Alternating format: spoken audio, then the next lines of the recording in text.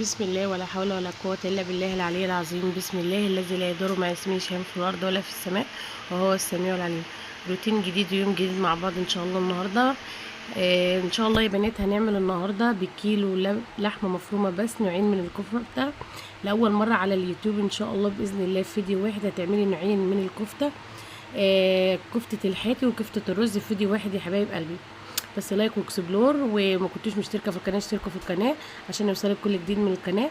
وغير كده انا بشكر حبايبي الحلوين اللي دخلوا عليا الفيديو اللي فات واشتركوا في القناه، وكمان حبايبي كمان الحلوين اللي كتبوا كومنتات جميله زيهم كده.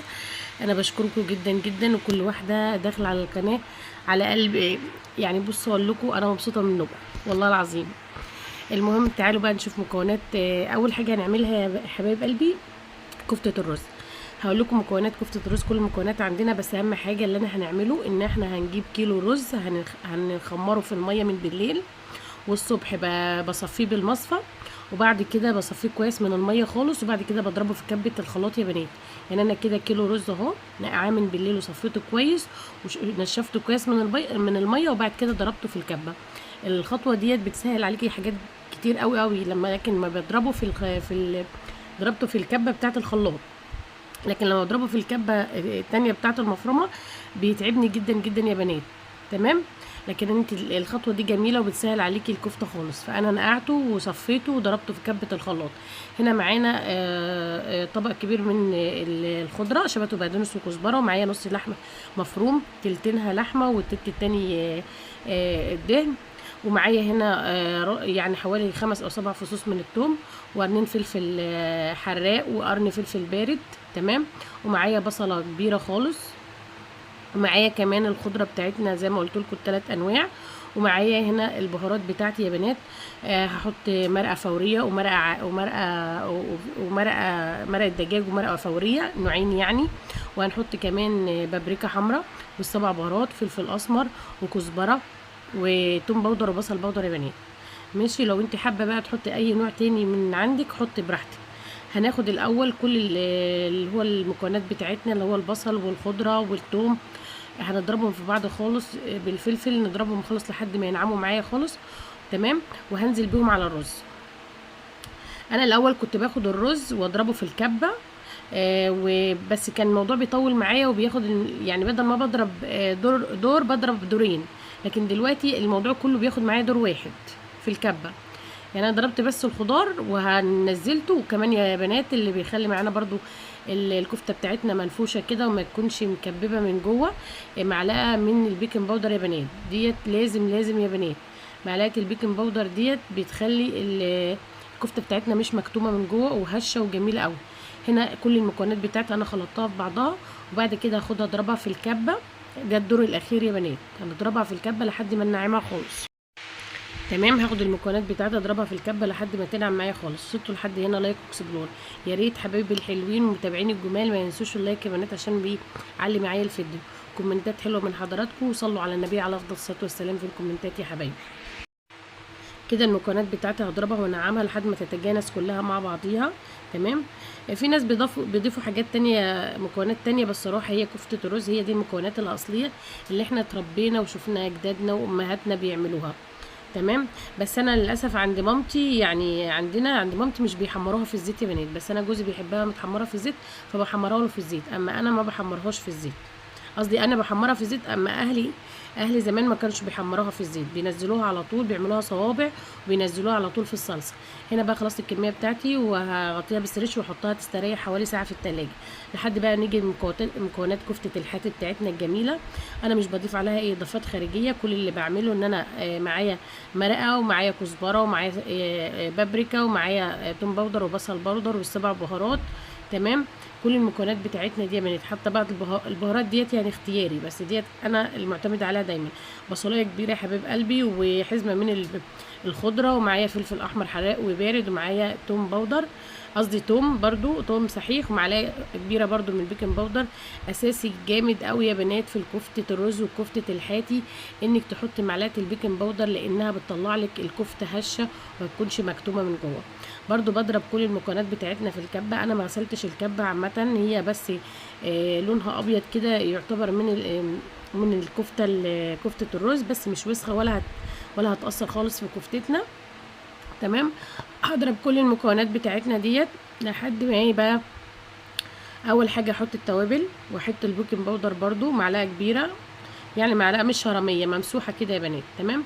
همسك بقى المكونات بتاعتنا دي، ما ينفعش احطها الميه، لان الميه دي لو نزلت بيها على الكفته هتفكك الكفته مني، وتكون كميه السوائل عاليه فبتخلي الكفته تفك مني. لا، انا بصفي كل الخضار بتاعنا كده. الميه بتاعتنا طبعا هنحتفظ بها في التلاجة، مش هنرميها عشان نعصق بيها الكفته ساعه ما نسويها. همسك كل المكونات بتاعتنا كده لحد ما يعني بص، اخلي المكونات تتمزج لحد ما احس اللحمه طلع منها شعيرات. الشعيرات دي يبقى خلاص، انت خلاص اللحمه كده ظبطت معاكي. بحطها في التلاجة تستريح حوالي ساعه ونص، ساعه عبال ما اعمل الكفته بتاعتي. كده الكفته بتاعتنا استريحت نص ساعه تقريبا، وبعد كده امسكها اصبعها. التصبيع ده حسب ما انت عايزه بقى، صغير طويل رفيع، كل واحده وحسب رغبتها. تمام. بعوز ايدي زيت علشان العجينه بتاعتنا ما تلزقش في كف ايدي وتكون سهل عليا في التشكيل. لو انت عايزه تشكليها كور شكليها، عايزه تعمليها صوابع برضو اعمليها. انا اهلي كانوا بيجوا لحد الطبقه ديت، انا اتعودت عند اهلي ان بيعملوها كده بالظبط، والله العظيم يا بنات. وانا عندي بالنسبه لي دي اطعم من المتحمره، بس مش عارفه جوزي بقى بيحبها متحمره وانها تنزل فين في الصلصه. ما شاء الله كان بيعملوها بنفس الطريقه ديت، ما كانوش بيضربوها يعني في الخلاط او كبه. اقسم بالله كان بيعملوها في الهون. كانت مامتي عندها هون ورثاه من بابايا.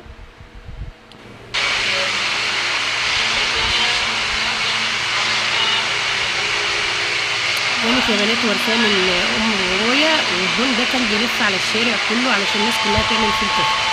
بصوا، معرفش سر الكفته، طعم الكفته كان في الهون ولا في الكفته ولا في جمالهم بتاع زمان. اقسم بالله الكفته بتاعتهم كانت بتبقى خطيره يا بنات. معرفش السر كان في الهون ده. كان بيعدي على الشارع كله، كان الشارع كله بيجي ياخده من الجماعه عند اهلي وكده. يعني ماما ورثته من جدتي بابايا. فالهون ده كان يعني معمول خشبه كبيره قوي وغويطه جدا جدا، والحديد بتاعته بتبقى حديده اللي بيدقوا بيها ديت حديد، مش مصديه ولا حاجه، بس حديده جميله جدا. الهون ده كان بيخلي طعم الكفته خطير يا بنات. ما كانوش بيحمروها زي ما انا بحمرها كده يا بنات. انا حمرتها شكلتها كويس وحطيت زيت على النار وحمرتها، يعني مش تحرقيها او تخليها لونها ذهبي كده. تمام. كان الجماعه بقى بيحطوها نيه، ما بيحطوهاش بيسقطوها نيه في الصلصه، وكانت هي دي كفته الرز بتاعت زمان. اما التحمير ده بقى صراحه انا اكتشفته من قريب يعني.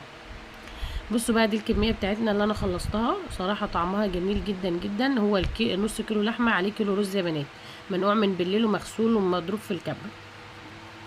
هنا بقى هنعمل شويه رز. هنعمل ايه هنا يا بنات؟ تعالوا ما اقول لكم بقى. اوعوا بقى تعيبوا عليا في الحركه ديت، بس قولوا لي بقى مين ممكن يعمل الحركه دي، لان انا ما فيش حاجه بتترمي عندي. هنا كان عندي طبعا رجول فراخ، انا بحبها جدا لانها كولاجين، ما بستغناش عنها، باكلها جدا بديل الكوارع. وعندك الكبد والقوانص برضو. وحطيت ورق لورا وحبهان وليمونه وناشفه، وكمان حطيت قرفه، وشوحت الرجول بتاعتي والكبد والقوانص كويس خالص. ونزلت بقى بعد كده هنزل بالثوم والبصل لحد ما اشوحهم كويس جدا جدا. وكمان نزلت بطاطس برضو يا بنات. البطاطس بتاعتي دي انا بحبها في الكفته جدا. بنتي ممكن ما تاكلش الكفته فتاكل بطاطس. بصوا، بحط بقى السبع بهارات والفلفل الاسمر والكزبره والكمون بتاعي، والحاجه بتتشوح كويس. وبعد كده انزل بالطماطم بتاعتي واغطي عليها بقى الحله تاخد وتدي مع نفسها لحد ما تتسبك. اكون انا رحت بقى عملت الكفته بتاعتي، صبعت الكفته بتاعتنا بقى يا بنات. هنا ميه البصل حطيت عليها معلقه زيت عشان تخلي الكفته بتاعتنا تلمع، وهصبعها كده. عندي الشوكه الخشب ديت عاملاها للكفته مخصوص، بصبع عليها الكفته. جميله جدا يا بنات. انا عاملاها الكفته مخصوص، بغسلها من الشغل. لونها هي كده لونها ده محروق عامه، مش وسخ ولا حاجه. بصبع عليها الكفته وانزلها كده بعصر الصينيه معلقه زيت او معلقه سمنه، واصبع الكفته واحطها كلها وارصها في الصينيه بتاعتي. ويكون كده الكميه بتاعتنا كلها خلصت. بولع الفرن وادخلها على الشبكه اللي في النص على 180 تتحمر وتاخد لون جميل كده.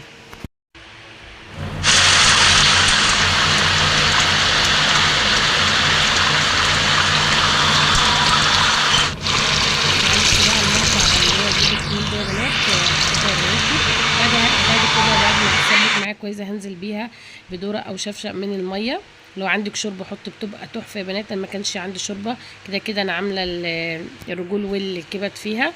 بنزل بها بيها كده بنفس الوضع اللي انتوا شايفينه كده. هي عامه لما عبات ما تستوي بتشرب الميه ديت، فبيبقى الصوص بتاعها تقيل عن كده. بسيبها بقى على النار وبديها غلوتين كده، وبعد كده بهدي النار عليها خالص لحد ما تستوي.